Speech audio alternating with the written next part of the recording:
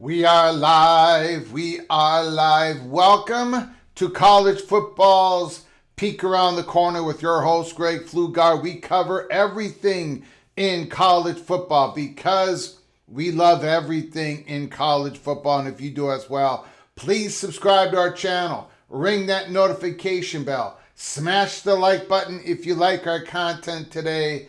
Share the video with your family and friends if you want to support this independent national college football's rebel outpost for the sickos like you. With a donation to help us keep the lights on and grow the channel, just hit that $sign where you make a comment and I will get to you super chat as quick as I possibly can. Welcome everybody into the studio that sits on the corner, the very corner of Keith Jackson Parkway and Kurt Gowdy Avenue. Do not be afraid.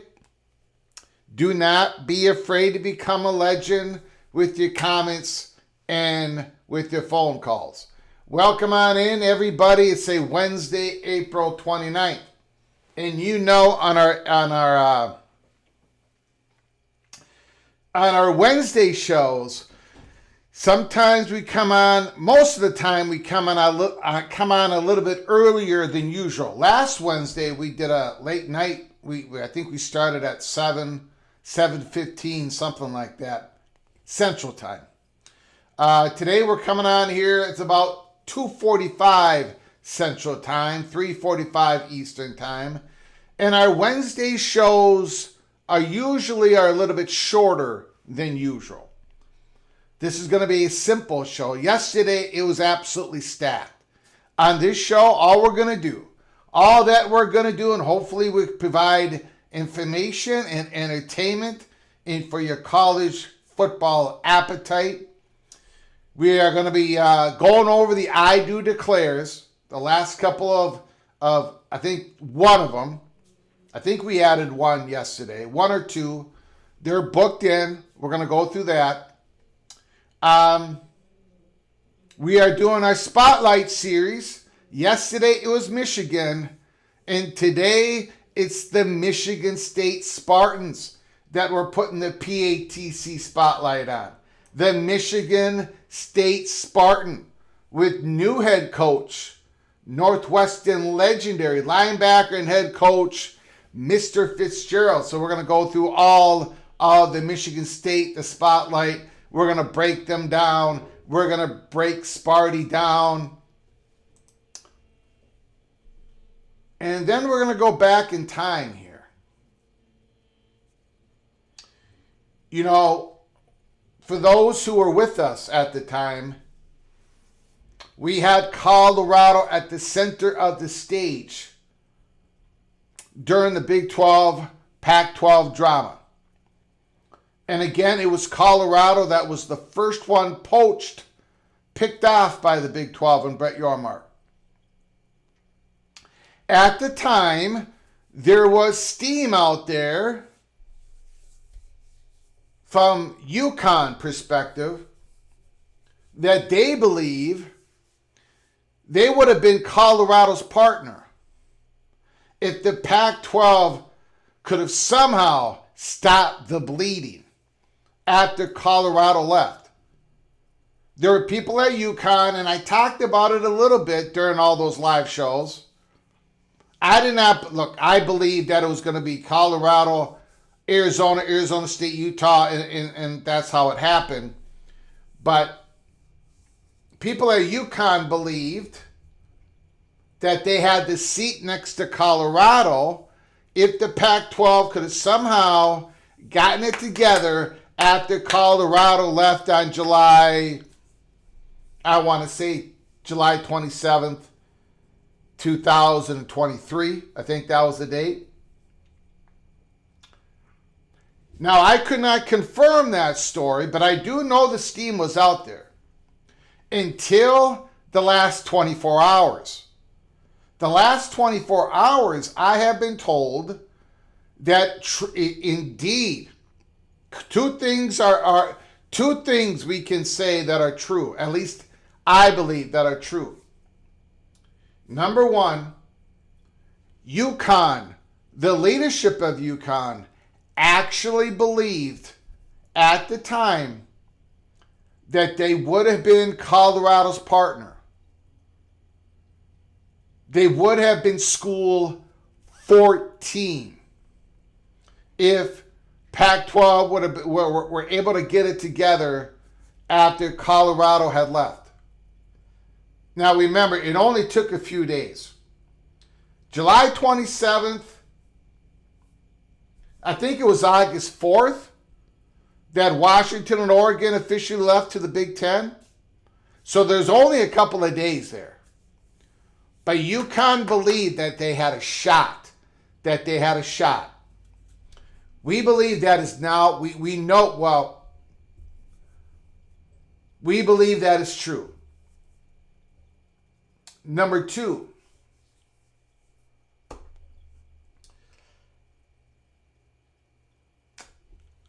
I think it points to a bigger story for UConn.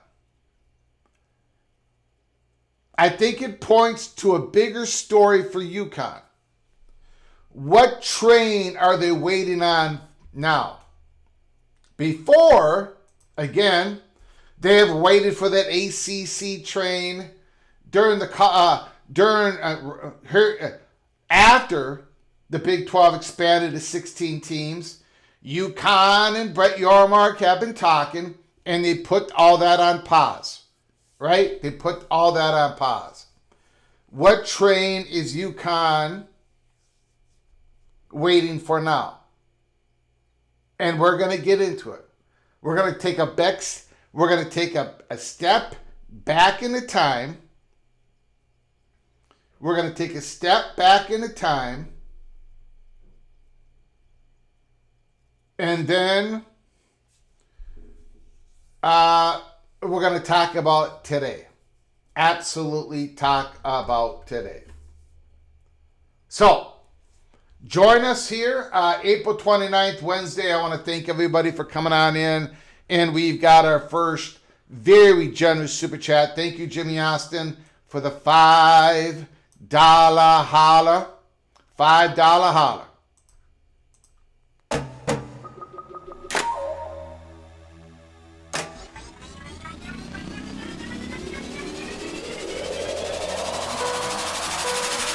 Wow. Jimmy Austin with the first I do declare statement prediction of April 29th. The Duck, Jimmy Austin, I do declare that the University of Oregon football team has an undefeated regular season. Undefeated regular season. Oh my God! Oh my God! Oh my God! I don't know what valuation it's not going to be a 1. Going undefeated is a very difficult task, even for this Oregon football team that is going to be absolutely stacked. I'm going to have to relook at the schedule. It's going to be a 2 or a 3, probably a 3. Thank you, Jimmy Austin. Thank you so very much. I appreciate the $5 holler. Jimmy Austin with another I do declare prediction. The last prediction, the last prediction was Preston from North Carolina. And he is in the chat room right now saying that I'm afraid to become a legend. He made a statement, a prediction, an I do declare yesterday. Teron Dickens will start game for UNC. And I'm going to give that evaluation of 1. It's not a chalk, because if it was the chalk, I would not allow that to be booked into the I do declare competition. It's not the chalk, but after looking at the UNC's quarterback position and how wide open it is, I can see Teron. I think I'm going to give it a 1. I can't give it a 2, Preston. Billy Edwards, I suppose there's a chance that Billy Edwards will start every game of the season. And they got they got like 4 guys in the quarterback room. I got a question from Preston or anybody else. How big is Teron Dickens? How big is Teron Dickens? He's the quarterback. He was the quarterback of Western Carolina. And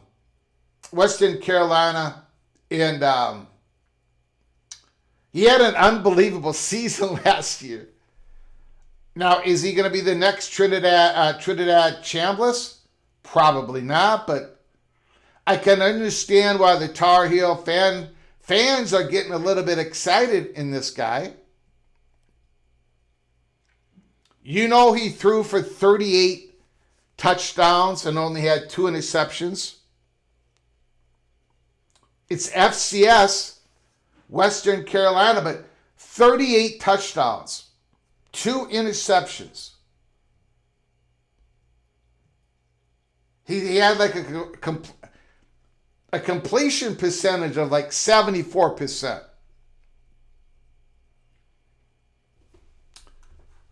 Interesting guy. Interesting story. And a very interesting I do declare from Preston, from Greensboro, North Carolina. 5'11", 180 pounds. He doesn't look 5'11". Doesn't look 5'11". I'll take another look at him. I'll take another look. Small and not a big arm. And that's in 9 games as well.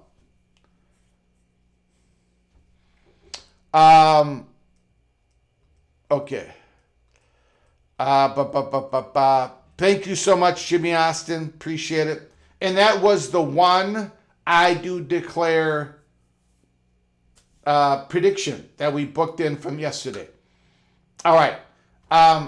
Let's get through the roll call. I am so humbled that everybody would join us on an early April 29th. Ryan Brooks is in the house.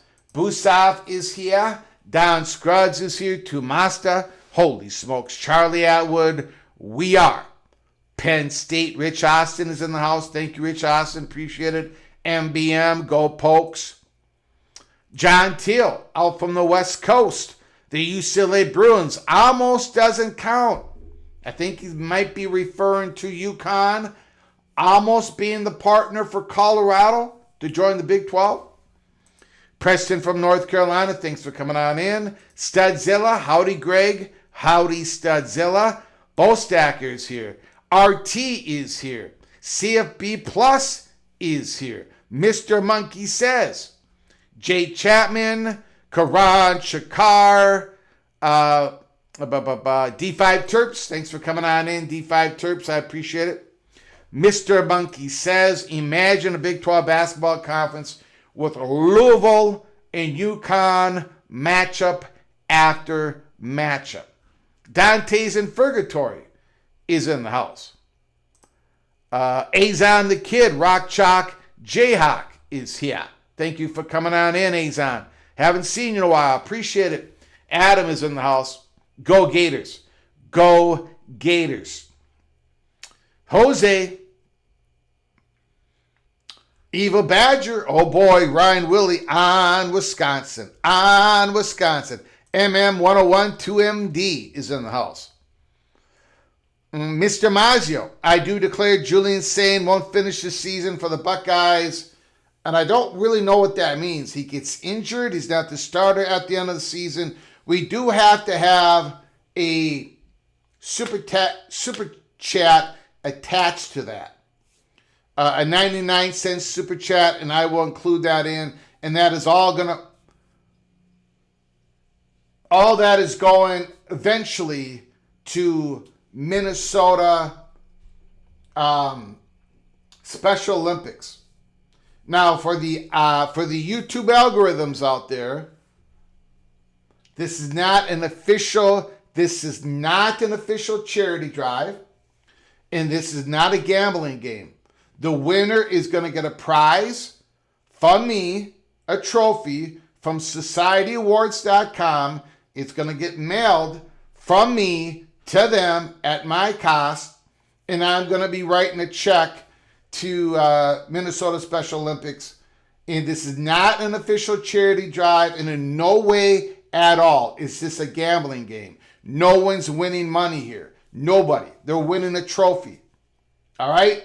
YouTube algorithms, I've been told that I've got to say that a few times every once in a while to make sure we're all on the same level. Ross Dellinger, breaking news, Ross Dellinger.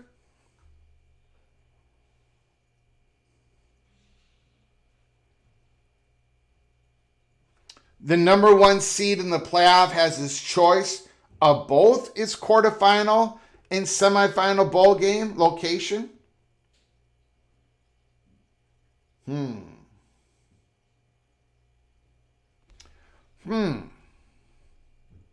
Followed by the 2 seed having its choice of its path as well.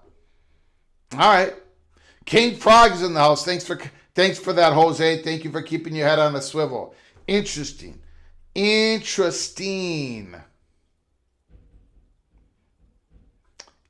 thank you for coming on in. John Grove, appreciate it. Stephen Vitt, UConn will wind up in ACC City. AFKA's in the house. Thanks for coming on in. I appreciate it. I appreciate everybody for coming on in. If I did not see you, if I did not get to you, I apologize. Everybody, I appreciate you all coming on in. All right. Let's start with, we did the I Do Declares. We did that. Yesterday's I Do Declare. They're booked in. And now we start with our spotlight part of our live show, College Football Peek Around the Corner Spotlight Series, the Michigan State Spartans. Again, no longer do they have quarterback. No longer do they have quarterback Aiden Childs. He's now with Northwestern. They have Alisio Milivojevic.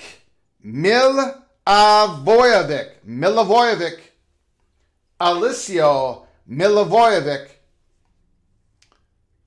He started a few games last year.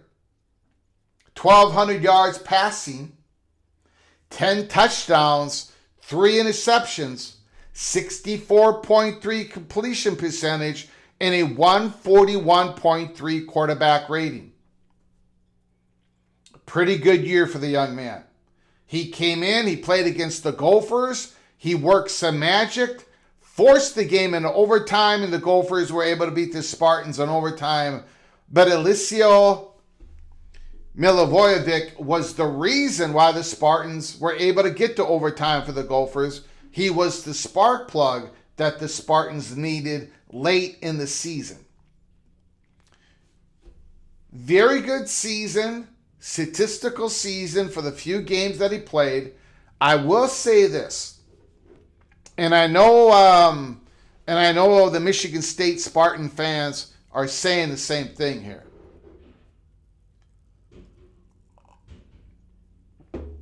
Alisio Milivojevic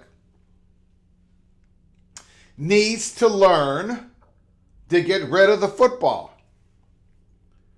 This is another young man. He just wants to hang on the football, make a big play, doesn't throw it away, and he takes a lot of sacks.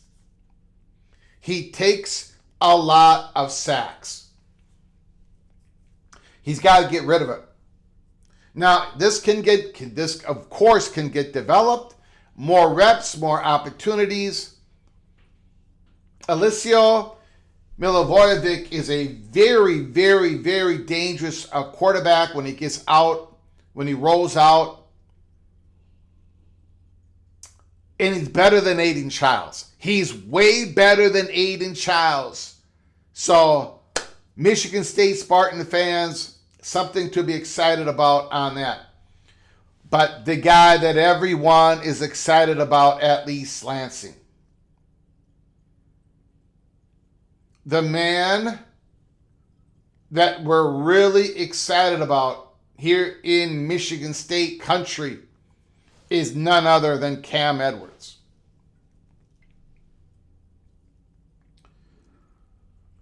The transfer from UConn, who we're talking about today. Cam Edwards, last year's stats, over 1,200 yards rushing. 5.9 average per rush. 15 rushing touchdowns. 19 receptions. 187 yards. And ladies and gentlemen, last year was not a fluke year for Cam Edwards. The 2 previous seasons, Cam Edwards had very productive seasons for the UConn Huskies. He's a legitimate running back, a legit guy who can play in the Big Ten. This is a big get for Fitzgerald. This was a huge get for the Michigan State Spartans. Huge get. And hopefully for the Michigan State people of East Lansing, this guy will be the superstar that they're hoping for. Cam Edwards, from UConn to Michigan State, Jazwin Peterson. They call him Patterson. Jazwin Patterson, Iowa transfer. He's going to be RB2 for the Spartans. 296 yards rushing, 0 rushing touchdowns, 4.9 average per rush. Now, I have seen this guy play the last couple of years for Iowa. The guy needs more of an opportunity. And I'm not blaming Iowa for not giving it to him. But he should get the opportunity at East Lansing. He always seems to be just a step away from breaking a long run. He seems to be just a step away from breaking a long run. Every time he gets the ball, it seems like. So, what Michigan State has got going, Fitzgerald's first year, Milivojevic, the quarterback who started at the second half of the season, Cam Edwards, Jaswin Patterson. It is the wide receiver room that is going to be incredibly weak for the Spartans, in my opinion. In my opinion, this is the problem for the Spartans in 2026.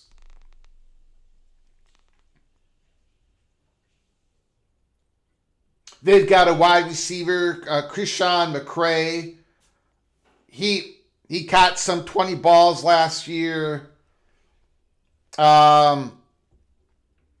He might be their leading receiver this year, but they're hoping that the transfer from Notre Dame, K.K. Smith, can blossom at East Lansing. He was behind quite a few guys at South Bend. He caught 8 balls last year, 123 yards receiving, 15.4 average, 2 receiving touchdowns, but they're hoping that K.K. Smith can blossom at East Lansing.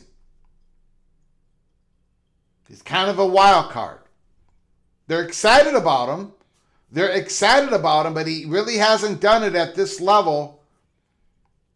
It's the wide receiver room at East Lansing that is truly the weak point of Michigan State. What is not the weak point is linebacker, this man, Jordan Hall, 47 solo tackles, 88 combination, 4.5 tackle for losses, 1 interceptions, 2.5 sacks, and this guy has done it for 3 straight years. He could have went to the NFL. He would have been drafted, but he's coming back to East Lansing. He's the definite leader of the defense, Jordan Hall, and they might have a pretty good secondary.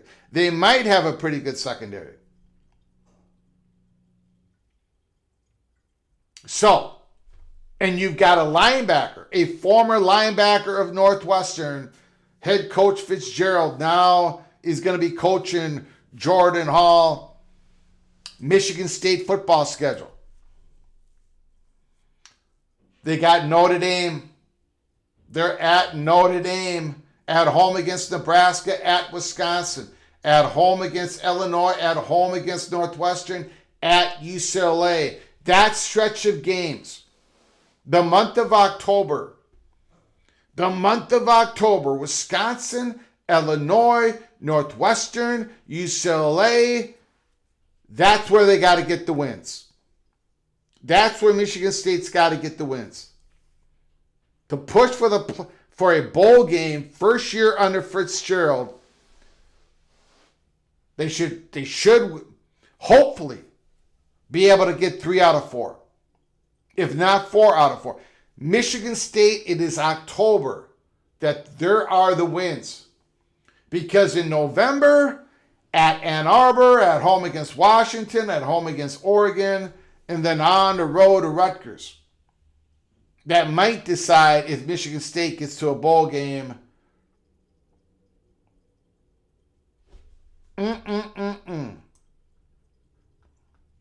And just to go back in the time here, PATC Big Ten, way too early.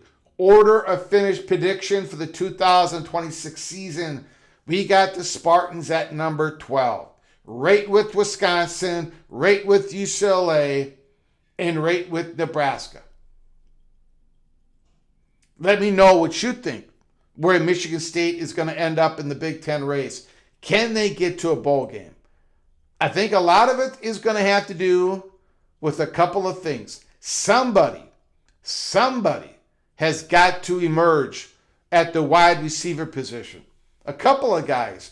For this man, Alessio Milivojevic, to prosper, to get better, to develop. It's going to be a different Michigan State Spartans team under Coach Fitzgerald. It's going to be a more conservative team. It's going to be very interesting how it all unfolds at East Lansing. That has been your PATC spotlight on the Michigan State Spartans. Put it down in the comment section below the video. How do you think Michigan State's going to do this year? Do I have them too high? Do I have them too low at number 12 in the Big Ten? All right, let's get to very kind super chats here. We've got Caden, the Diesel Freak.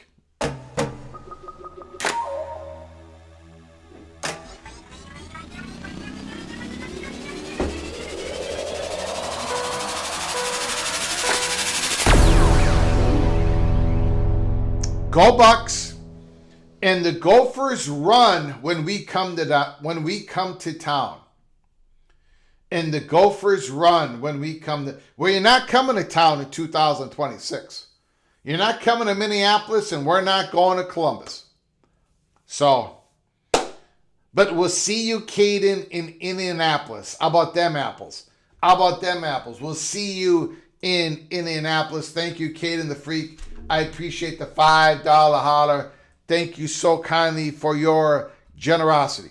Thank you very much. And we've got a massive super chat, and I do declare Mr. Mazio. Wow.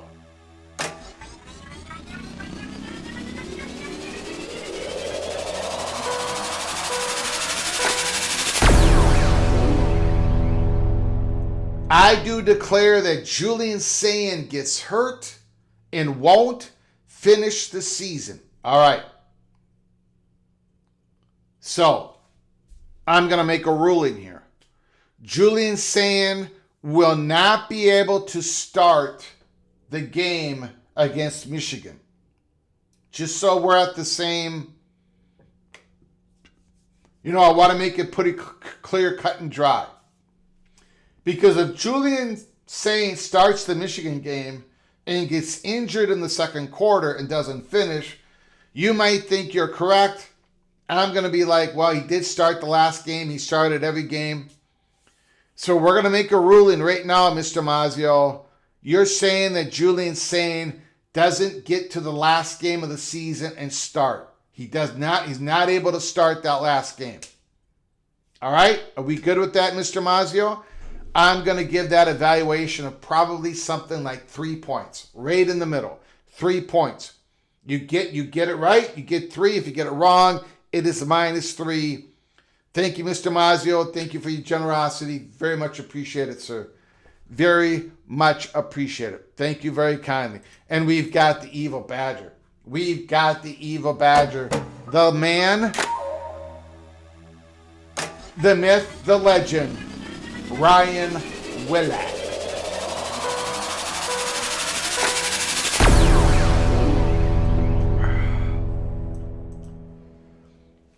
Ryan Willie, $5 holla.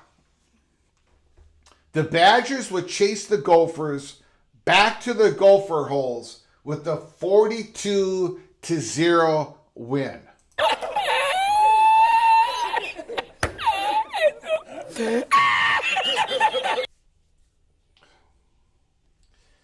Ryan, you're feeling pretty good, and I'm glad you're happy. I'm glad you're feeling good. I'm glad you're feeling optimistic about the Badgers. I got a feeling in week 3, week 4, week 5, you're going to be coming on the show, and of course, you're welcome to call and make a comment at any time. You are the original PATC family member. We love you, Ryan. But I got a feeling that you're going to be talking about how bad the Badgers are and how the Golden Gophers are going to whoop up on the Badgers at Huntington Bank Stadium on November 28th. All right, Evil Badger. All right, thank you for the $5 holler. I appreciate it, sir. Very much appreciate it. Stephen Vitz says the Sparties could go 6-6 this year. Interesting.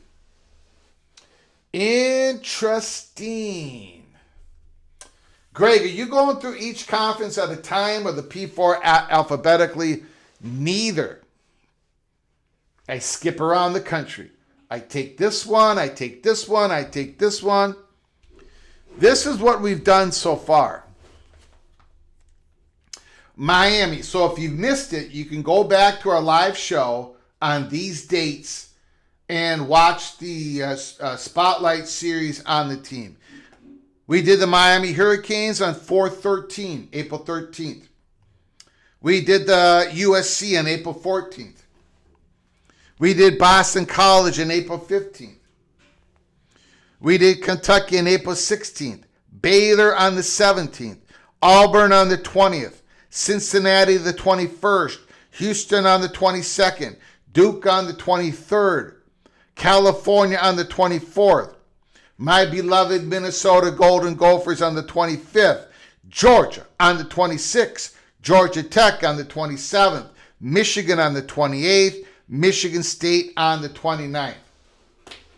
So we've done 15. We've got 53 plus to go. So buckle up, brace for impact. We did the Spotlight series last year. People enjoyed it. We're doing the Spotlight series this year. And then we'll get done with our Spotlight right when the college football magazines start coming out. And then we're going to go through the magazines, compare it to what I believe, what I said earlier in the year, compare it to our rankings that we said even earlier in the spring. We put layers onto this. The first layer, we talked about all the teams when we did our way too early order of finish prediction. Now we're putting the second layer on the cake, and that is the Spotlight series. And then the third layer is we're going to go through the magazines. We'll talk about what Athlon said and Phil Steele said. And then the fourth layer is the frosting, of course, and that is our official order of finish prediction in the month of August, in the middle of the month of August, where we lay it all down. And Greg the Cooler officially becomes Greg the Gold. Greg the Gold. That's how we do it. That is how we do it. All right. We're going to spotlight some G6 schools. That's why I said 53 plus. 53 plus. All right. Now, again, this is a lot shorter show on a Wednesday. We'll try to get to phone calls, try to get a few phone calls in. But we're going to talk about what train is UConn trying to catch now. What train is UConn trying to get on? But first, we're going to go back into time a little bit. Like I mentioned at the beginning of the show.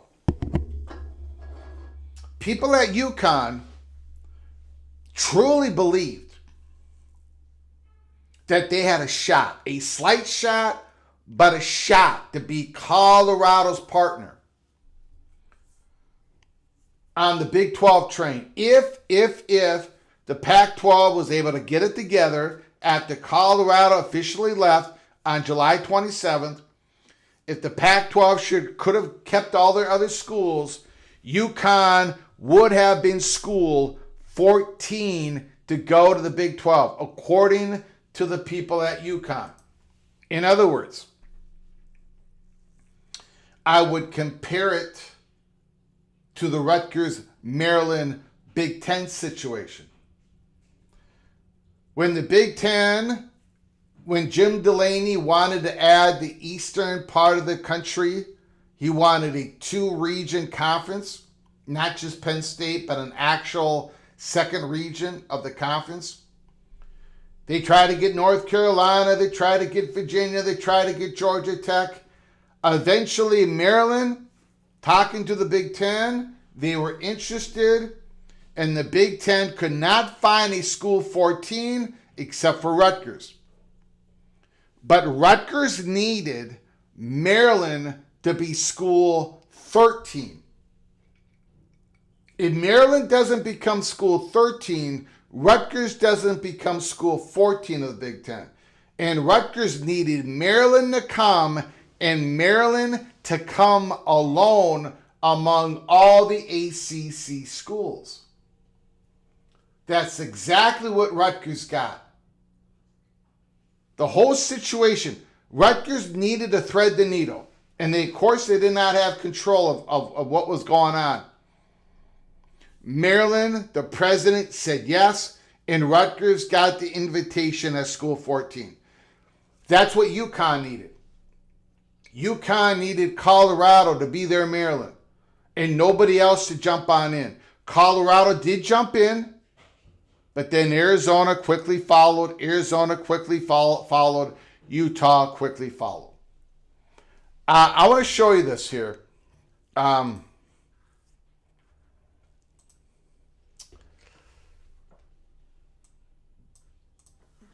This is an article, Hartford Courant, back on September 5th, 2024. The on-again, off-again flirtation between UConn and the Big 12 Conference is off again. Now, we covered the story. Everybody covered the story at the time.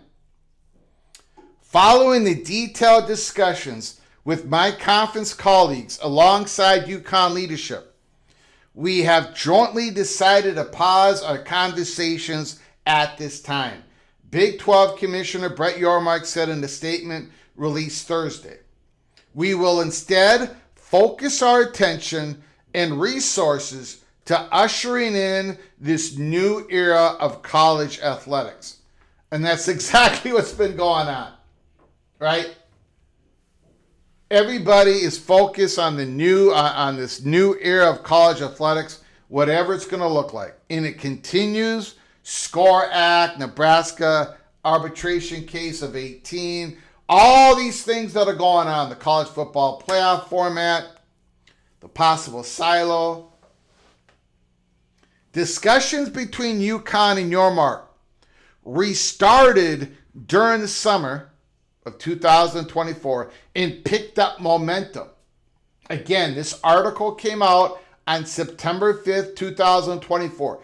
We got to go back in the time a little bit. Then I can give you a better peek around the corner into the future. Discussions between UConn and Yormark restarted during the summer and picked up momentum as Yormark continues to stress the value of strengthening the Big 12's basketball muscles and envisions a Northeast presence for the conference that currently stretches from West Virginia to Arizona. Much like Jim Delaney. Jim Delaney wanted a northeastern part. If they weren't going to be able to get North Carolina, they were not able to get Virginia, they were not able to get Georgia Tech, he wanted some eastern presence, Maryland plus something, and Rutgers was the piece for the time. Brett Yormark wants that UConn piece. We all know that. We all know that, right?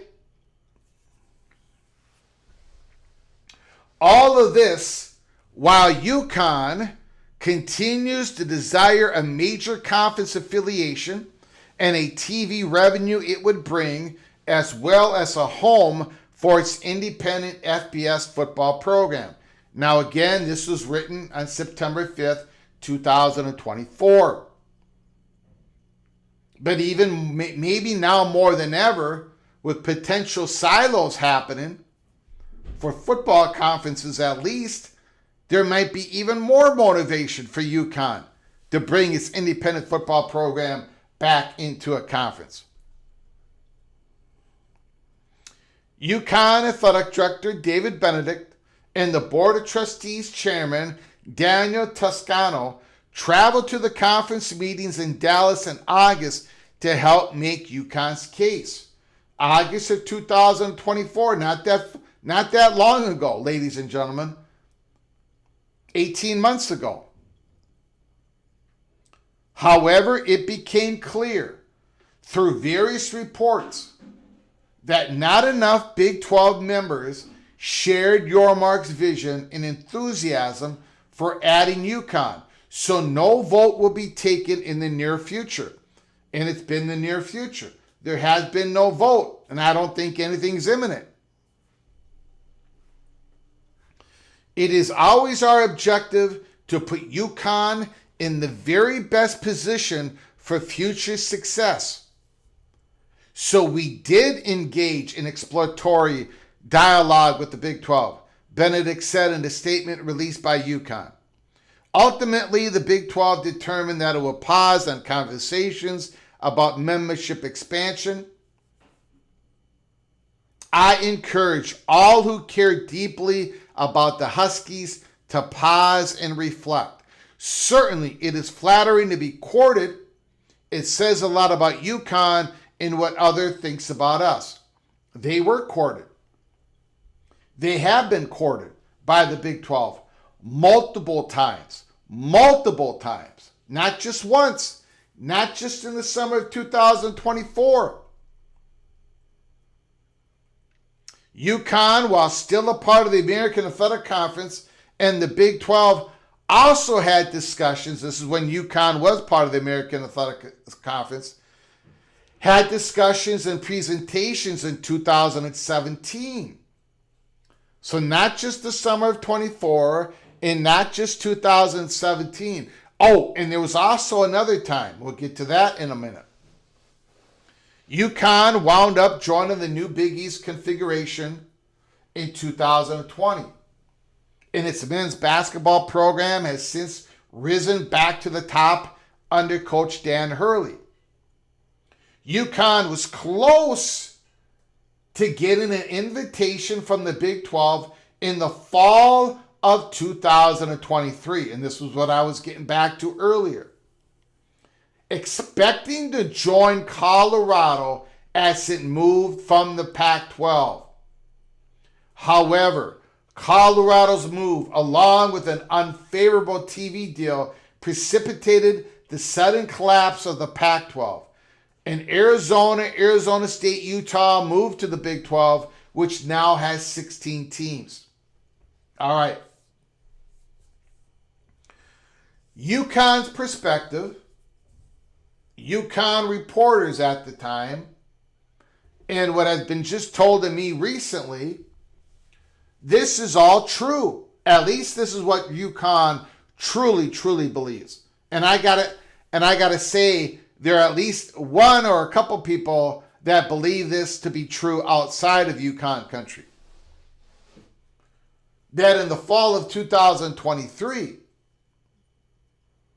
if everything else stalled out, if the Pac-12 would have gotten a better deal, stayed together, Colorado, according to UConn,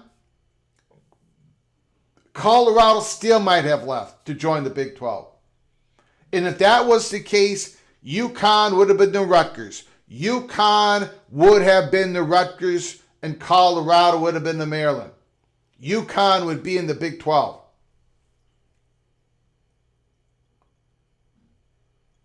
Now, today or back in the summer of 2024, there was not enough Big 12 presidential interest to bring on UConn.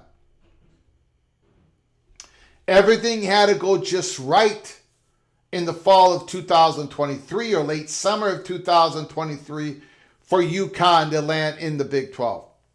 But again, there was interest. It's not like all 16 presidents in all 16 Big 12 schools saying no to UConn and no forever. There is valid arguments to bring UConn in. There is. Now, some want it to happen, some don't want it to happen, but clearly the Big 12 presidents are not ready to pull the trigger. And I don't believe there's any talks going on right now. I have not heard of any. I have not heard from the chatter behind the curtain. But, I have heard that UConn is ready to make their pitch to the Big 12 once again. And that's why we're bringing all of this up again. That UConn is getting ready for another push. Another push.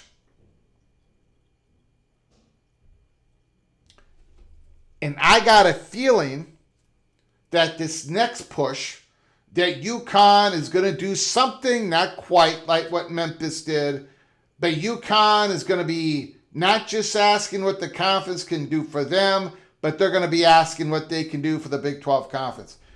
Remember, the people at UConn and Brett Yormark have had a lot of discussions. There's been a lot of back and forth between Brett Yormark and the Big 12 presidents and the media partners. So for UConn to make another push, getting ready to make another push, that is the intel that we have received. That must mean that UConn is either got something new to deliver, to offer to the Big 12, or there might be a perceived slight adjustment within Big 12 country to be a little bit more favorable to UConn. And we'll get back to that in a moment. Back to the article that was written on September 5th, 2024. With more conference upheaval anticipated, and that's where we are today. That is where we are today. Especially as schools with powerful football programs try to get out of the ACC, that is still where we are today. Yormark saw an opportunity for his conference to expand yet again and perhaps preempt a UConn move to the ACC. UConn is going to be a candidate for an ACC backfield. UConn is going to be a candidate for the ACC backfield. But Yormark sees UConn as more than a backfield. Yormark sees UConn as a pretty good blend to whoever the other schools that Brett Yormark is going to bring into the fold. It's about the blend, right? It's about the blend. A UConn, Colorado? Okay, understandable. It's about the blend. And we're going to get into the possible blends here. And we're just having a discussion, right? We're just having a discussion here. But there is something unique about UConn. We'll get to that in a moment. There is something unique about UConn. A couple of items, actually. The latest proposal for UConn's entry, according to multiple reports, involved a move in most sports by 2026. We're in 2026. This was an article written in September, first week in September in 2024. We're in 2026. But UConn is going to supposedly make a proposal in 2000. Well, that is what we've just heard at Peek Around the Corner. So again, UConn, they've got a plan. They're executing the plan. We'll see what happens. With investments made to upgrade football in advance of its entry into 2031, when a new TV deal would be negotiated, UConn has upgraded the football. UConn has upgraded the football. No question about that. The Big 12 currently has a $2.3 billion contract with Fox Sports and ESPN, with full members reaping $44 million annually, about 10 times what UConn currently brings in from the Big East and its football deal with CBS Sports. Though the new Big East deal with Fox, which begins next year, will provide an increase. Several Big 12 presidents appear reluctant to add UConn football, and they still are. And I think that opinion is shared by a lot of Big 12 fans. Even though UConn football is much better than it was, I still think there's a lot of reluctance out there for UConn football. A lot of reluctance in Big 12 country to bring on a 17th school right now. If you bring on a 17th, you would have to bring on an 18th, probably, and who's going to be that 18th school? UConn at 17 doesn't work. UConn at 18, UConn at 20, well, I think that might work. Again, we'll get back to that in a moment. For the time being, UConn remains in the Big East for most sports, with men's and women's hockey and Hockey East, independent in football. UConn and Notre Dame are the only football independents. And then it goes on to talk about the basketball program. Now, let me get back to something here.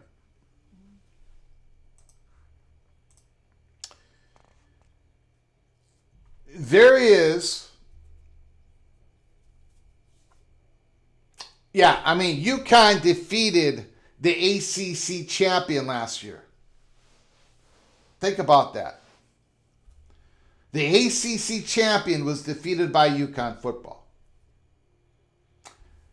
Now, if you remember, Brett Yormark has said, Brett Yormark believes in UConn for many different reasons. Basketball brand, basketball value. He wants the Eastern media market. He wants the Eastern media market to talk about the Big 12 more. He wants the Eastern media market to talk about Cincinnati, Central Florida, West Virginia. They want the Eastern media market to talk about at least the Eastern part of the Big 12 more and more and more. And the UConn edition would do that. UConn would probably open up potential deals with firms and companies and private equity and all. UConn is one of those. UConn might be a very important addition for the Big 12 when it comes to such other potential money deals.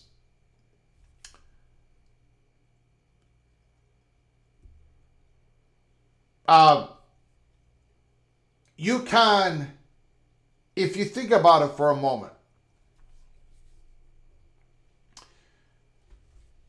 if the ACC, if the Big 12, if the Big 10 and the SEC do decide to do the little scoop or a big scoop, and most of those schools are going to be taken out of the ACC,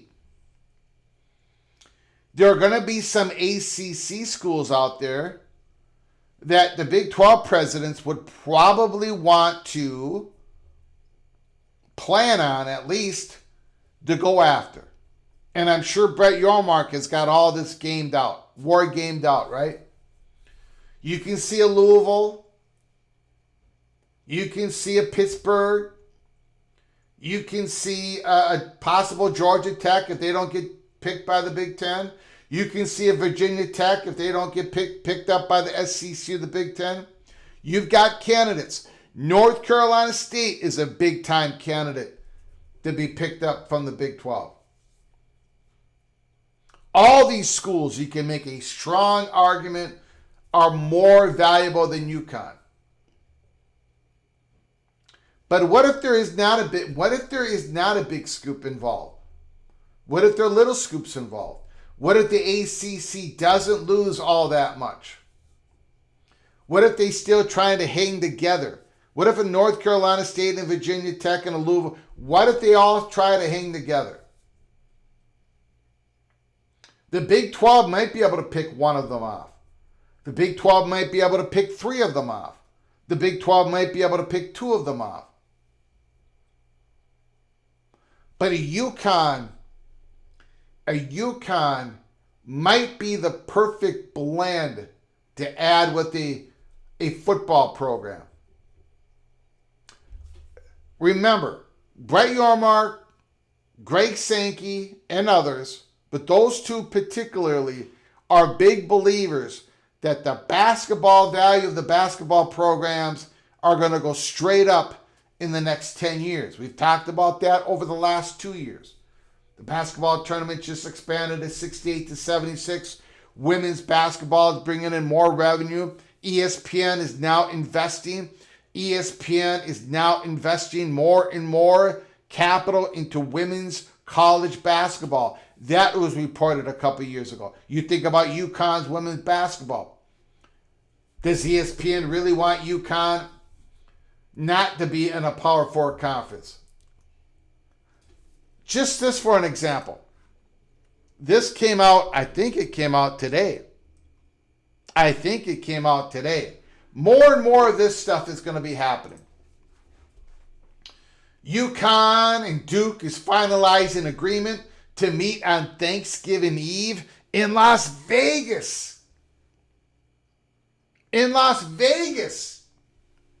UConn and Duke are finalizing an agreement to meet on Thanksgiving Eve at T-Mobile Arena in Las Vegas. Multiple sources told College Hoops Today. There is no timetable on an official announcement. UConn and Duke, both of them out in the East Coast, playing in Vegas on Thanksgiving Eve.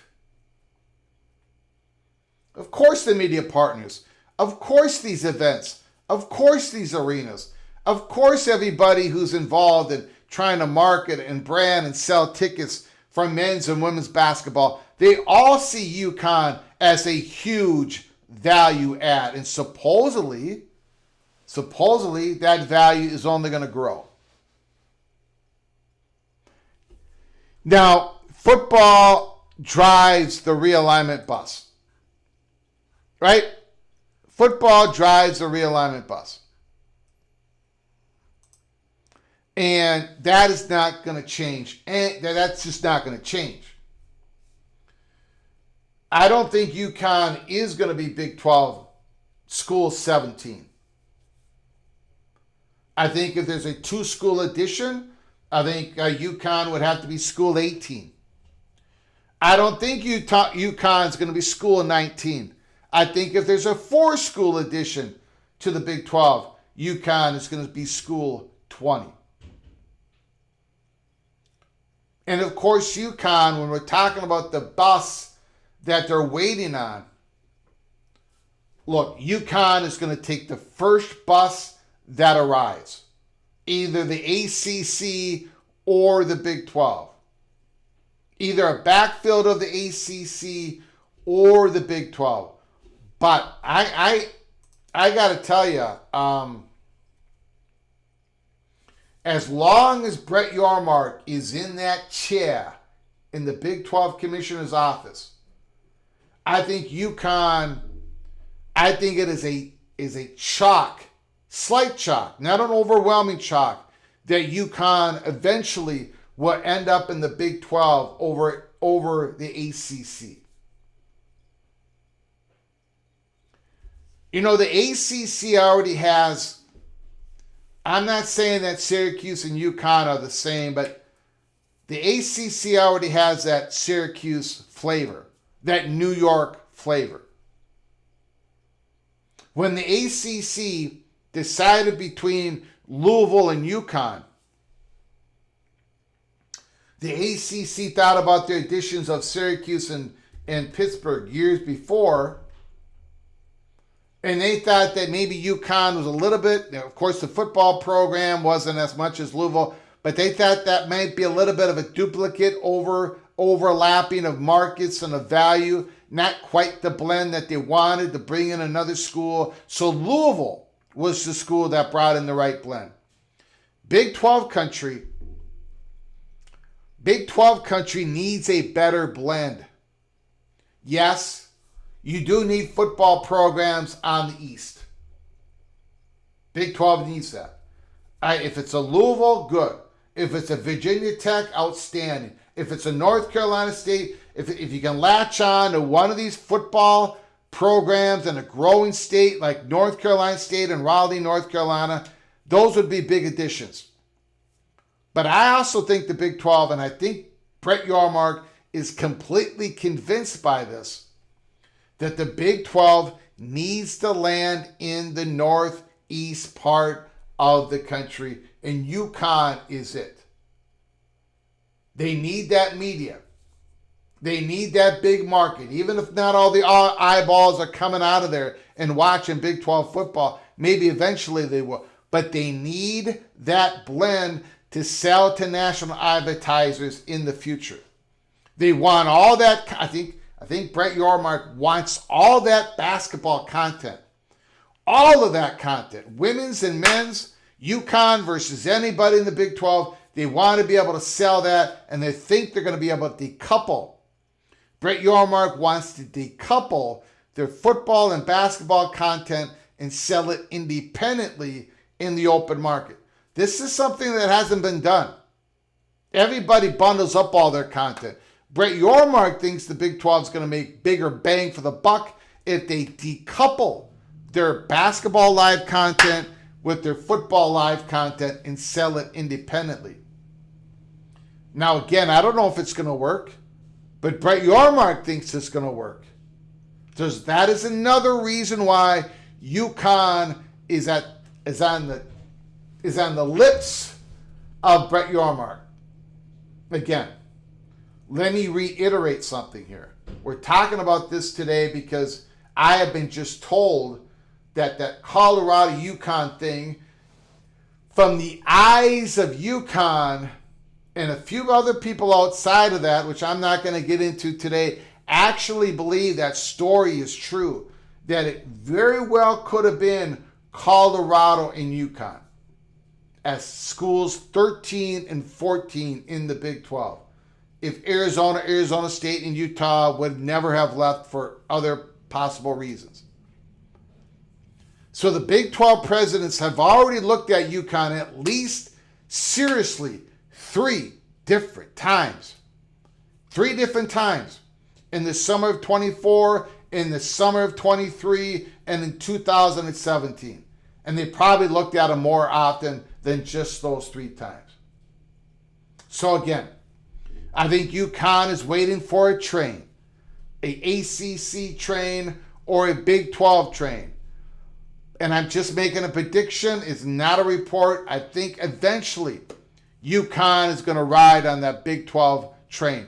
I think at the end of the day that the Big 12, as long as Brett Yormark is there, is always going to have a little bit more interest in the UConn. See UConn as a better value add to that conference versus what the ACC sees in UConn in the future.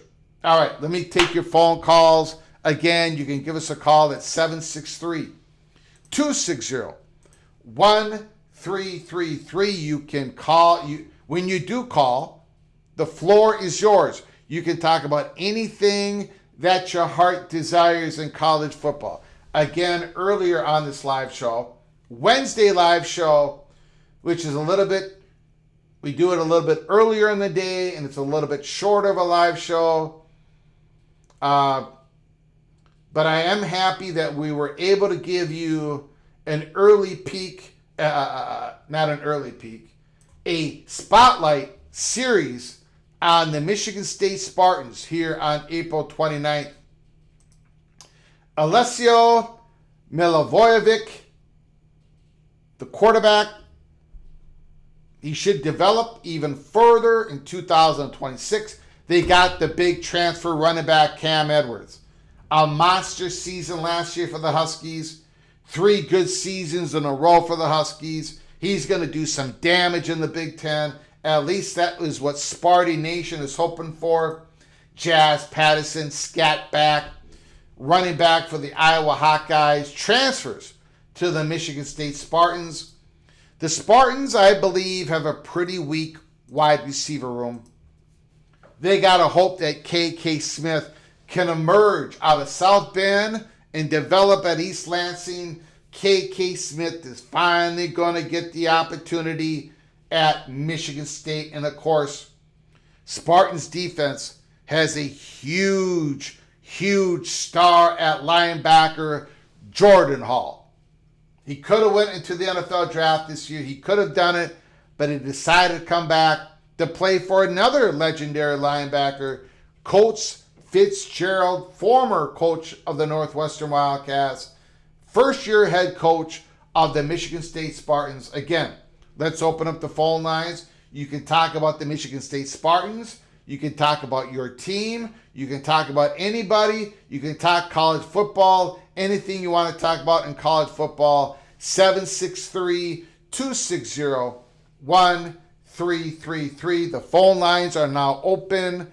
The phone lines are now open. I got a lot of messages here. I got to check them out. Holy smokes. Holy smokes.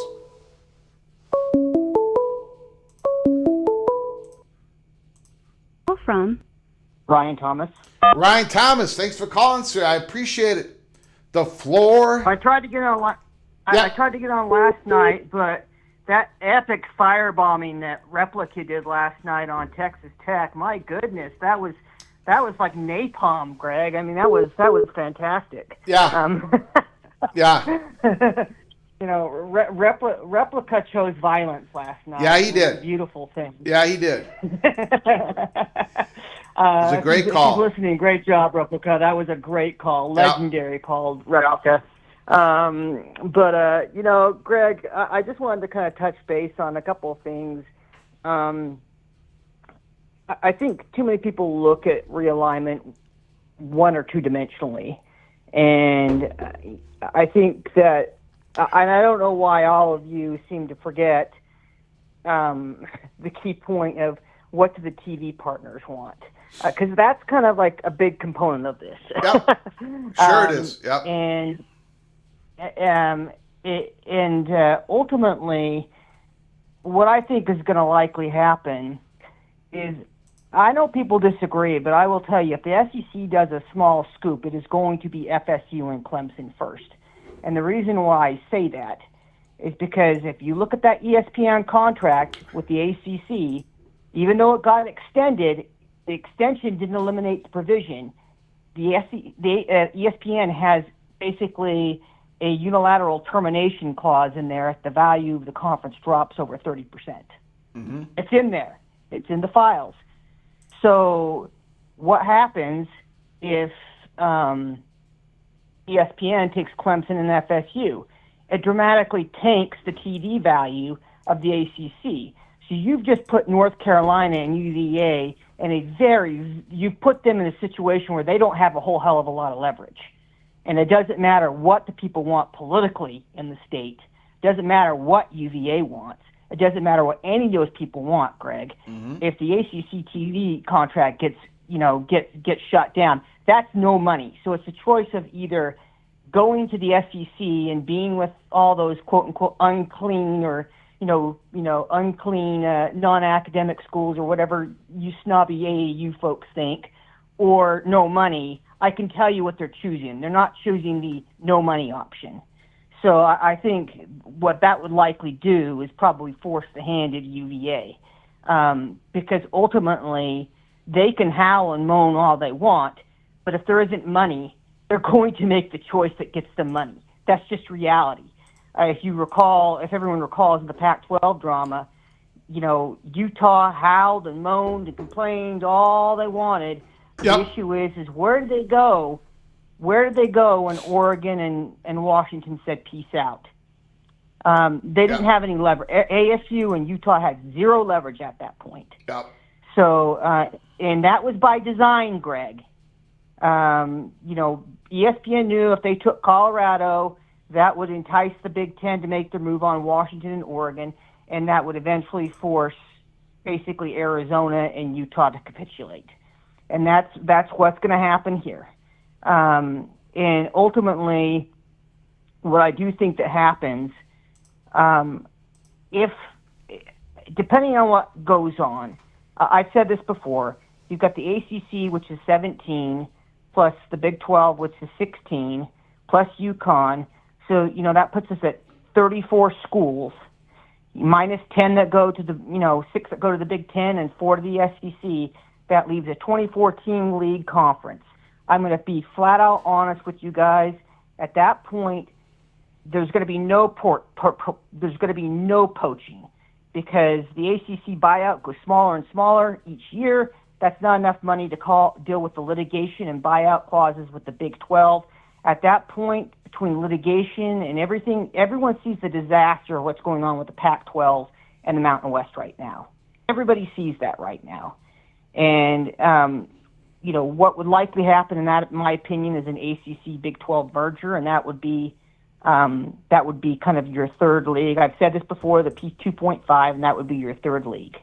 And I think that's ultimately where we're headed. A merger? I don't know. You're saying a merger is the third conference?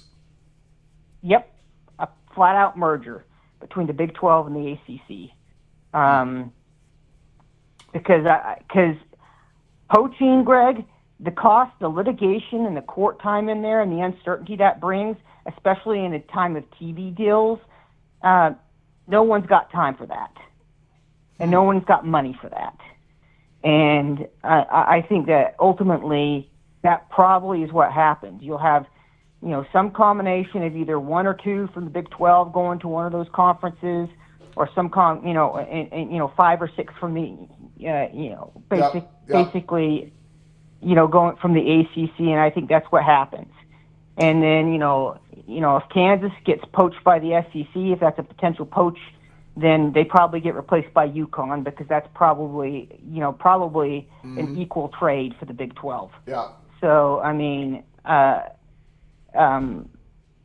think that's likely to be kind of what happens. Personally, I think the SEC gets UVA,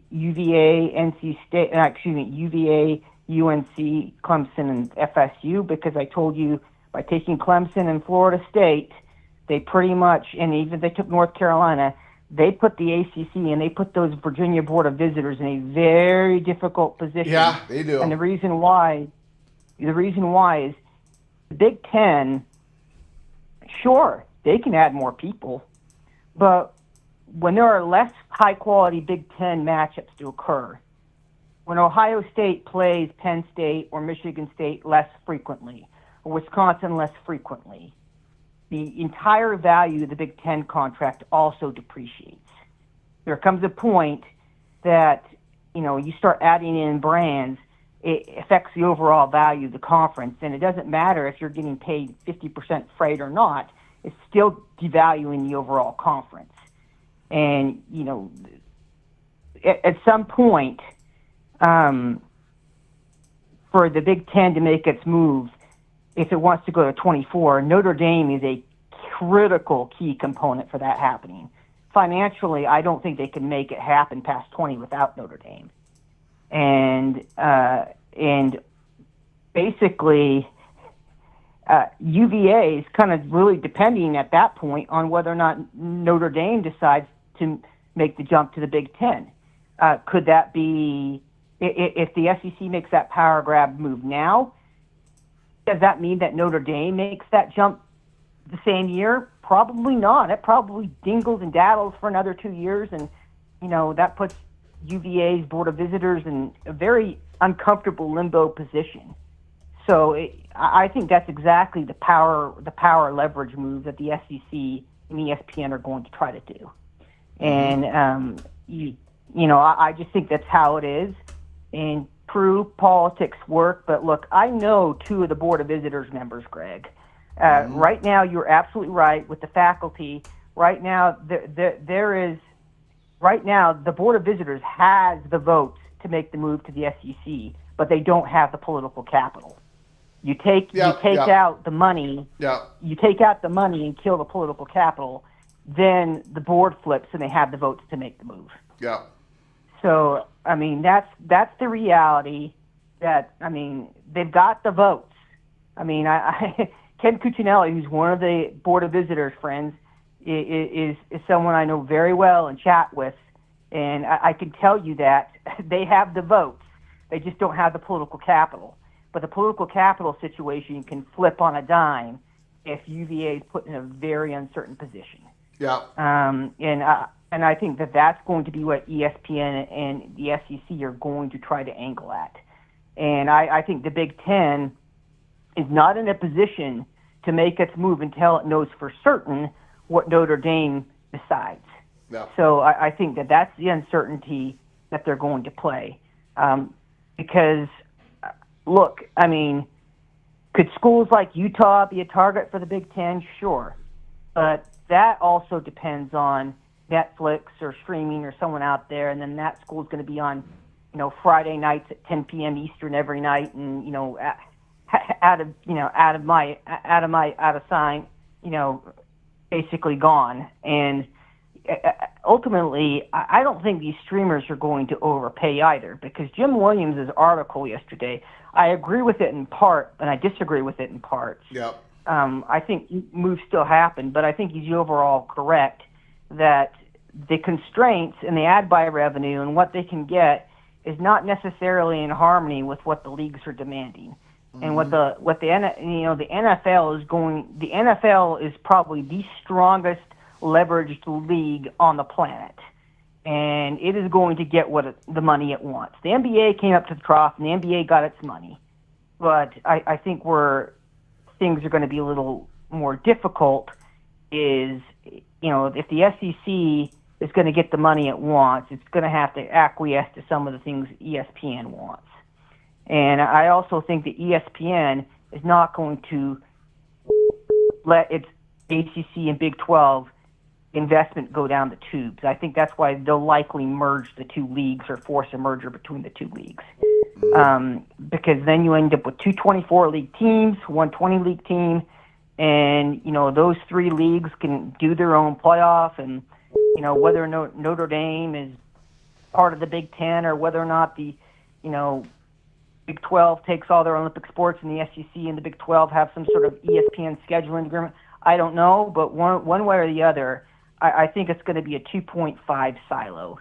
And, that just sort of, nobody's going to get their own way, but I'm just kind of speaking what I see is going to balance out, Greg. Mm-hmm. People can feel free to disagree with my ideas, feel free to disagree with my opinions. That's fine. I mean, even the people behind the curtain, they have different opinions that aren't necessarily fact either, but I think that those are sort of just the tea leaves that I'm reading based on people I've talked to, based on things I've noticed in the industry, based on just, things that I've noticed and talking to people. I mean, in the past I've had clients, I've had Warner Brothers Discovery's been a client of mine before in the past. When I was at PwC, Disney was a client in my past. I worked with, did a lot of work with, Spectrum Cable too, and dealt with them up in Philadelphia and back in my professional career before I went into academia. All this stuff, I still have contacts, and I just think that this is what's probably going to happen. Anyway, yep. I mean, it may not happen. I could be Greg the Cold here. And by the way, I think what happened, Greg, is when Brendan Sorsby couldn't cover his losses for taking all the Greg the Gold picks last year, I think that's when it all came apart. But wow! Finally, someone attached Brendan Sorsby, the Greg the Cooler. Wow! Finally, someone did it. Holy smokes! I think he was listening to this show, and he thought Greg the Gold was going to make him money, and sooner or later he couldn't cover his bets, and he had to get out of Dodge. And this is what happened. Anyway, wow. Thanks, Greg. Great show all the way. Yeah, Great I show, appreciate it. I appreciate it. Right, but, thank you very much, Ryan Thomas. My goodness. Holy smokes.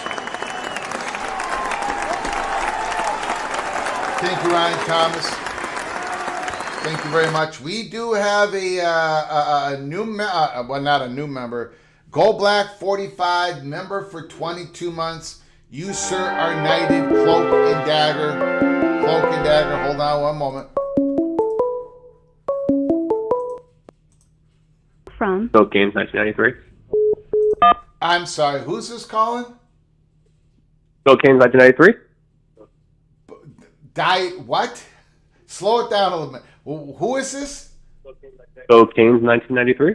Oh, okay. Go ahead. 1993. I appreciate it. Can you hold on for just a moment, please? Yes, sir. I'm sorry. I thought you were saying diet-free pop or something. No, you're fine. Gold Black 45. 22 months. I still say the Big 12 should take Florida, South Florida, in potential PI money, I think private equity money, and a second school in Florida. They can get UConn and Coos later to tie the New York market for years. I think the Big 12 would only grab one of those two. But anyways, Go Black 45, I appreciate it. Thank you for becoming an early peak Cloak and Dagger member for 22 months. Purple and gold, well represented in the PATC family. Okay, go ahead, caller. The floor is yours. Thanks for calling. How are you doing, Greg? I'm doing pretty good. I just wanted to ask if you have any recommendations for when the Canes kick off at Huntington Bank Stadium in 2029 against the Golden Gophers for the Big Ten. What month? What month will you be playing us? Obviously, at Labor Day. Huh? Obviously, Labor Day weekend. Miami, Minnesota, on Labor Day weekend. Yes, sir. To welcome Miami into the Big Ten. Well, we start the season on a Thursday night. That is what Minnesota does. And Miami's welcome to play during the week. We have 3 weekdays games down in the ACC this year, so we're no stranger to that. All right. So yeah, I can see it. Now, you know what they would do though? The other Big Ten team that plays that Thursday night is Rutgers. It's always Rutgers in Minnesota. We started the tradition. We were obviously we've been in the Big Ten for 100 plus years more than Rutgers. So it probably would be Miami versus Rutgers because you got them putting Mario and Shiano playing each other to start. Yeah, Shiano. I don't think Shiano's going to last this year, but I think it's going to be. It'd probably be Rutgers and Miami. But who else would come with Miami? Whoever that other team is, maybe opening up against Minnesota. No, they won't both do them on a Thursday though. Yeah, I think it's Miami and Rutgers. I think that's the game. Yeah, well, by then, I mean, if they're going to get rid of Shiano, maybe Shiano's the new defensive coordinator for Miami at that point after Heatherman moves on to be a head coach. That would be even more interesting. I don't know if I can see Corey Heatherman as a head coach. I know they had to fight off some NFL teams this year to keep him, so I hope you're right because I would love him to stay there for a long time because he's amazing at what he does and the players love him. Yeah, I think, as a head coach, you have to be more of a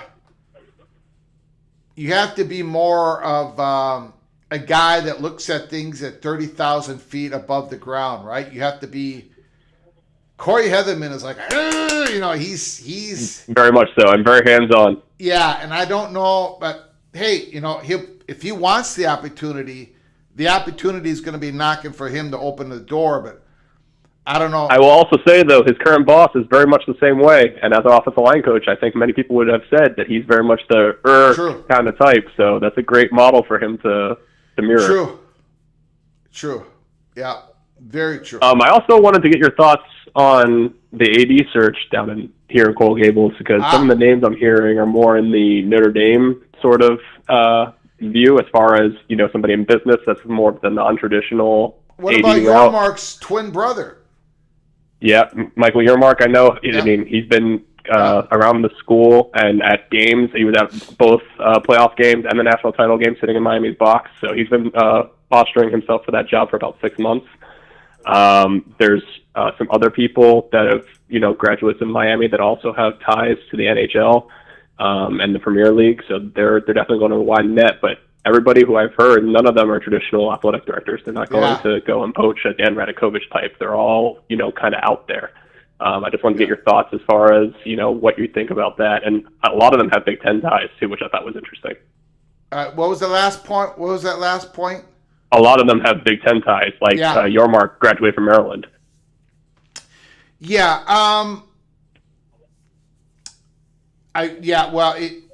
The non-traditional athletic director, I think that's going to be becoming more and more of the norm because the athletic directors are going to be more and more involved in revenue creation, right? I mean, that's their job, to create revenue. And I think I don't know how important it is for Miami to get a Big Ten. I'm kind of split both ways. Usually, who the athletic director is is not an indication of what's possible out there in the future when it comes to realignment. Usually it's the presidential office, right? But there is something to be said about if you want to become, if Miami is looking, and they are, seriously at becoming a Big Ten school, you might want to get somebody who's got experience around a Big Ten university or athletic department, because the Big Ten is kind of unique. I mean, I know, I get it. The ACC, they have Stanford and California and SMU, but the Big Ten is truly almost a national conference. They're just the Southeastern Conference part away from. So there's a lot of traveling. There's a lot of logistics. You're in a bigger conference. There's a lot of bigger networking going on. And so for Miami to latch on to an athletic director that has more of a Big Ten influence or grew up in the Big Ten conference, I can see why that would help in this particular situation. Well, and they're also looking for somebody who can scale. Obviously, Coral Gables, our campus is very small as far as the land coverage. We were a very tight campus, and they need to offer more sports if they're going to go into one of these bigger conferences. They've sent out some surveys to the current student body asking about what sports, if they're going to turn them up in a very, quick turnaround, who would be interested in playing softball, for example, or hockey, and lacrosse was another one that was brought up. How about women's flag football? I haven't heard that, but I found that very interesting, especially with what the Nebraska is doing. How many sponsored sports does Miami have? I think 13. I don't know off the top of my head. How many? But 13, I believe. Okay. But they're obviously a much smaller athletic program than most, so they would have to scale that up. But I know they talked about, men's soccer, because we don't have one of those. Talking about bringing back their swimming team. So they have areas where they can go and do that, but they just have to work with the land that they can't put up a bunch of new stadiums. So. But I'll let you go. I see that the Big 12 just announced a private equity deal, so that's probably more important. So I'll talk to you later. Yeah, got it. Appreciate it, sir. Care. Bye. Beautiful call.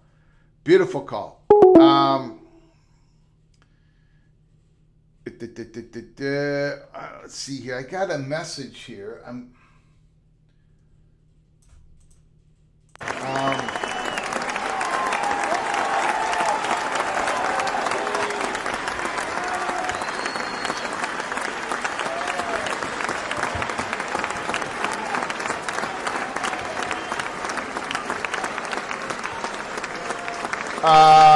Hello.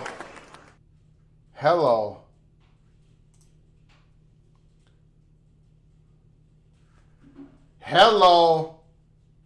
We got big breaking news. Big breaking news.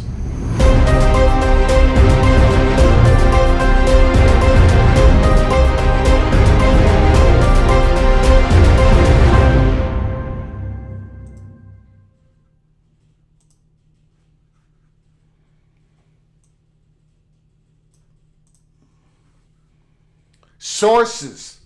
The Big 12 lands private capital deal. Holy smokes. Ross Dellinger, thank you everybody in the chat room for keeping your head on a swivel. The Big 12 has struck its long-discussed private capital deal, the first such publicized conference-wide agreement in major college sports.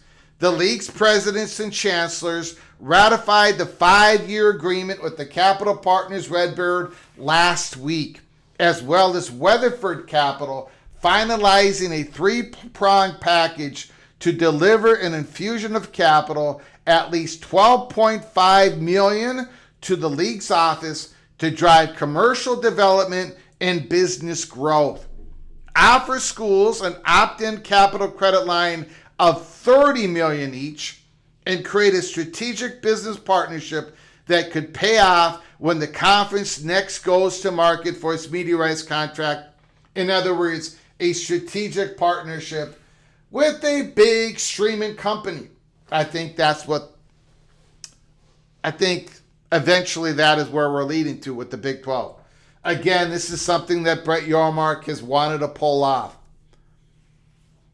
Not just the cash infusion of the capital line. It's building a strategic partner towards having more leverage when it comes to the next media rights deal. That's why, ladies and gentlemen, I am not a proponent of any merger between the ACC and the Big 12, because the Big 12 is making future plans that has other ideas in mind, not a merger with the ACC. That is my opinion and has been for a long time. The Big 12 is looking out for the Big 12. The Big 12 is going to be making deals for the Big 12, and I don't know if the ACC can pull off anything like this. We're going to find out, aren't we? We're going to find out. The Big 12 is describing the deal as a Redbird business development partnership.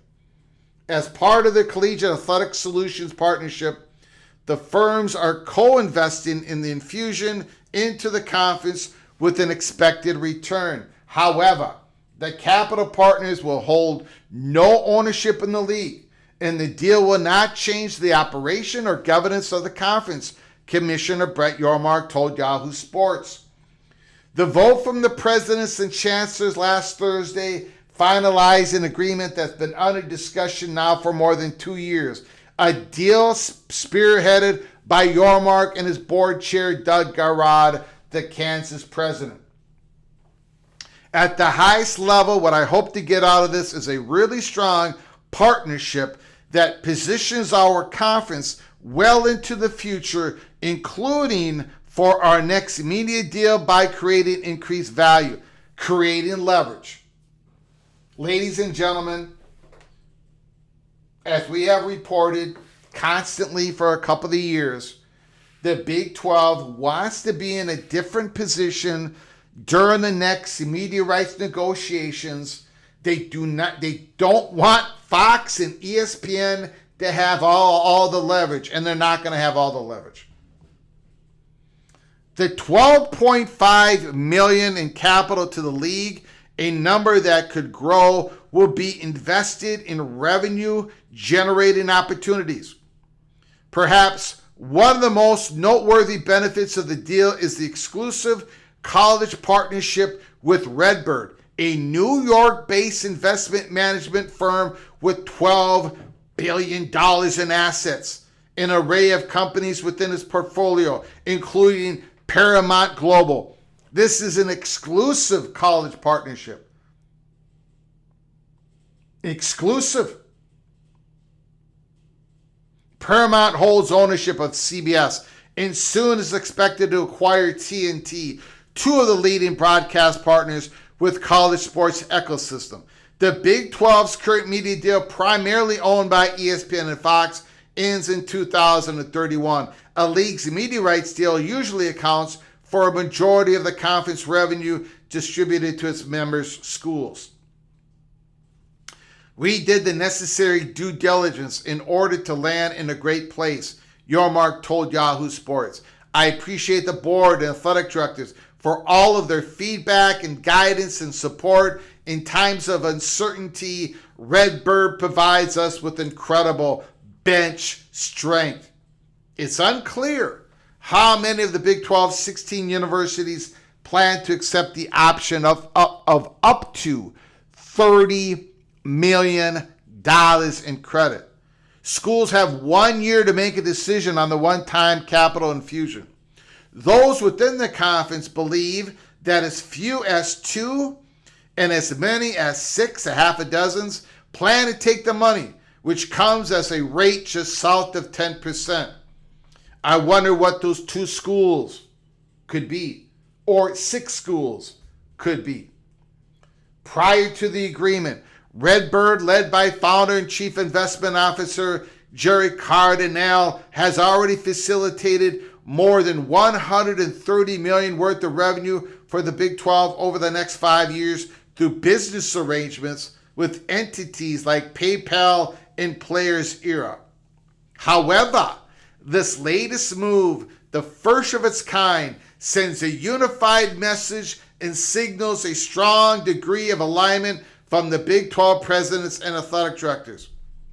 Redbird has the capability to bring new business, partnership, and ideas, he added.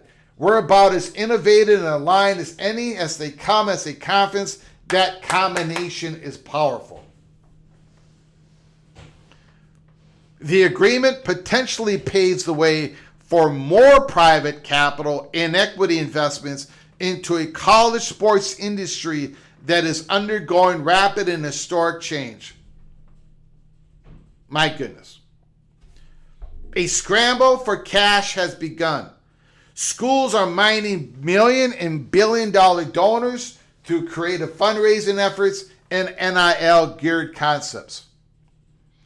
Jersey patches, field logos. The capital and equity industry has emerged as a way to soothe the burden of financially stressful times when universities already committed to paying millions in coaches and owing millions more in facilities debt find themselves short of cash.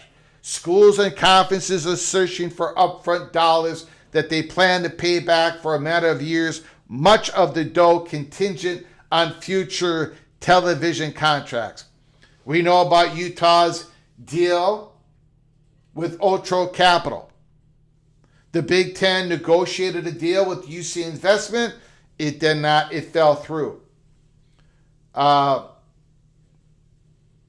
Okay, that's about it, ladies and gentlemen. Breaking news, breaking news, breaking news. Holy smokes. Again, there may not be a lot of Big 12 schools that take the cash infusion. But even if they don't, there is still that relationship. Basically, what Brett Yormark is trying to do is modernize the conference. He's trying to get some expertise in the conference. Redbird is not going to own anything, but they believe they can make money, the Big 12 can make money on future investments. It's not about the loans at all. It's about the partnership with Redbird. Yes. Yep. A plane has landed. A plane has landed. A plane has landed. Okay. Look, we don't have a lot of time. I got to get off the air here. We are going to be covering this story tomorrow. Obviously, we're going to be covering this live story tomorrow on April 30th because there's going to be a lot more reporting on this. There's going to be opinions put out there. Is this good? Is this bad? All these deals are going to look different from each other. No deals are going to be perfectly replicated from one conference to another conference, from one school to another school. Are all these deals going to work? Are all these deals going to be bad? I don't know.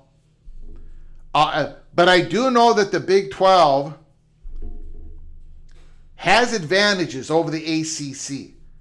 Of course they're more in line because, like I said yesterday, there is no clear path for any Big 12 school to leave the conference until 2030-31. So that keeps the conference more in line, just that fact alone. And the conference has more commonality between all the 16 schools than the ACC. I don't know. Look,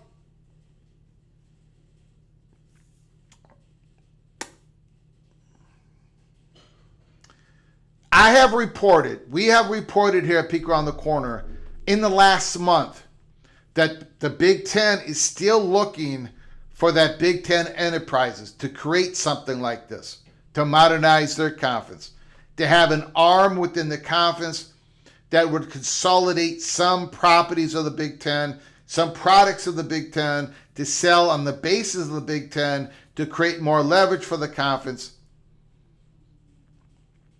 We know that the SEC has been looking at stuff. The ACC, I don't know if Jim Phillips can even get anything off the ground, to be honest with you. Very interesting times. This is another layer of interest, another layer of Brett Yormark was able to hit a home run on October 30, 2022. It was a grand slam. They'd be able to get out in front of the Pac-12 in those media negotiations. But Brett Yormark was at the mercy of the Fox and ESPN for both of those media companies to give him the ability to move up the calendar on that exclusive media negotiating window with Fox and ESPN. It went the Big 12's way. Fox and ESPN said yes to the Big 12. Brett Yormark wants the Big 12 to be in a much better position of negotiation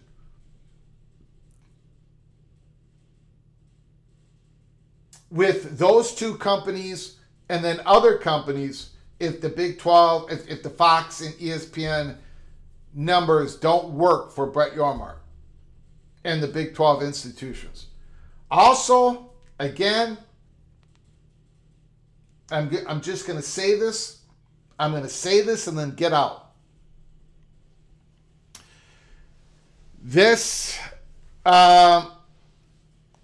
UConn was part of the portfolio for some of those deals.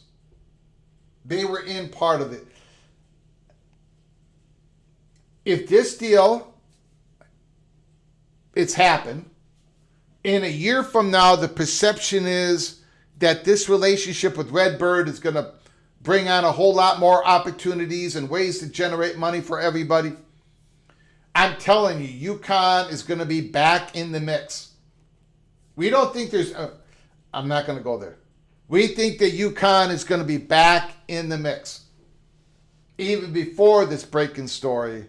And of course, more now than ever. Brett Yormark got something. He pushed this. He scored on this, ladies and gentlemen. This is big breaking news. Big breaking news. And I don't think they're going to be the only conference to set up this type of partnership. The Big Ten's been trying. The ACC, I don't know. I don't know if they can even try.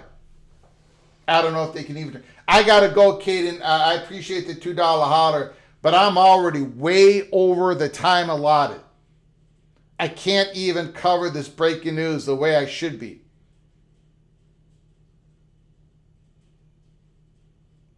John Grove, I'm sorry. I got to go, guys. I really have to go. We'll cover this tomorrow on a live show on Thursday, April 30th. I will open up the phone calls tomorrow, Caden. Please give us a call, Caden, for tomorrow's show. Again, I want to thank everybody who donated this program. I appreciate everybody for joining us. I do have to go. I spent a lot of time on these programs, a lot of time researching. I'm talking with everybody. I'm setting up the graphics. At some point, I got to say hi to the little general. We got to eat dinner, and we got things to do this evening. I got to go. But we'll be back here tomorrow. I do appreciate all of your support and your patience. I know we want to talk about it, but we're going to have to set it off for tomorrow. Tomorrow's live show is going to be a banger. This is huge news. Huge breaking news. I can't wait to talk about it. We're going to get more reporting on it, and we're going to talk about it tomorrow. Until next time, from all of us at PATC to all of you, please, you all take great care of each other. Thank you so very much. And as always, God, family, Golden Gophers.